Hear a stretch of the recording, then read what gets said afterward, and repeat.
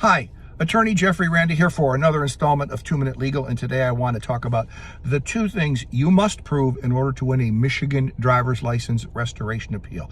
Now, I often talk about the need for sobriety, but actually the Secretary of State is looking specifically for two things. First, that your alcohol problem is under control, and second, that it is likely to remain under control. Now, some people are going to stop and say, alcohol problem?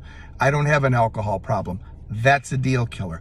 Under Michigan law, if you've been convicted of 2 DUIs within 7 years or 3 within 10 years, you are legally categorized as a habitual alcohol offender. As a consequence of that, you are presumed by law to have an alcohol problem. So when you go into a license appeal, the question isn't whether you have an alcohol problem. It's already a foregone conclusion that you have some kind of problem with alcohol. The Secretary of State says, look, you have to show us that you're a safe bet to never drive drunk again. And from their point of view, the safest bets are people who don't drink. So what they're looking for is a person to demonstrate that their alcohol problem is under control, and that's done by showing that you have been completely abstinent from alcohol and any and all other mood or mind-altering substances, including and particularly recreational marijuana, for a legally sufficient period of time. Normally in our practice, we won't move forward with a case unless a person has been completely clean for